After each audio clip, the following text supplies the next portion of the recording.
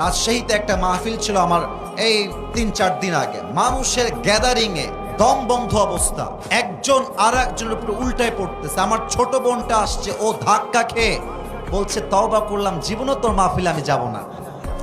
আমার মা কষ্ট পাইছে, আমার মা জীবনের প্রথম আমার ওয়াজ শুনতে আসছে এই ৩ দিন আগে, জীবনের প্রথম। আমার মা জায়গা পায় নাই, অটোর মধ্যে বসে বসে ওয়াজ শুনছে। আমার নানি জায়গা পায় নাই। আপনাদের প্যান্ডেলটা হয়েছে ছোট, লোক চারিপাশে অনেক বেশি দাঁড়িয়ে আছে গ্যাদারিং এর জন্য, বারবার সাউন্ড হচ্ছে, ডিস্টার্ব হচ্ছে। সোনামণি নতুন নতুন না, এটা দাঁড়াবার জায়গা না, এটা সাইডে যেতে হবে, ওই সাউন্ডটা আসতে প্রবলেম হচ্ছে। হ্যাঁ, এটা ঠিক না।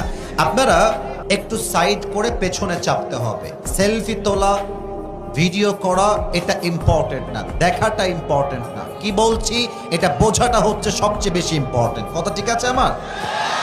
তবে ডানে আমি দুঃখ প্রকাশ করছি, তোমরা বারবার আওয়াজ করছো, এটা আমি এই না, এই কমিটি তোমরা কথা দিয়ে না, হাত দিয়ে কাজ করো, ইশারায় কাজ করো।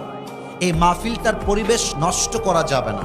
একটা ওয়াজ সুন্দর হতে হলে অডিয়েন্সের বড় একটা রোল থাকে, অডিয়েন্সের বড় একটা দায়িত্ব থাকে। তো আমার প্রিয় ভাইয়েরা, আমরা পরিবেশটাকে সুশৃঙ্খল রাখতে চাই, এমন একটা ওয়াজ করতে চাই যে ওয়াজটা আজকে শেষ হবে না, বরং আজকের ওয়াজটা পুরো বাংলাদেশে ঐতিহাসিক ওয়াজ হয়ে থেকে যাবে। ঠিক কিনা বলেন?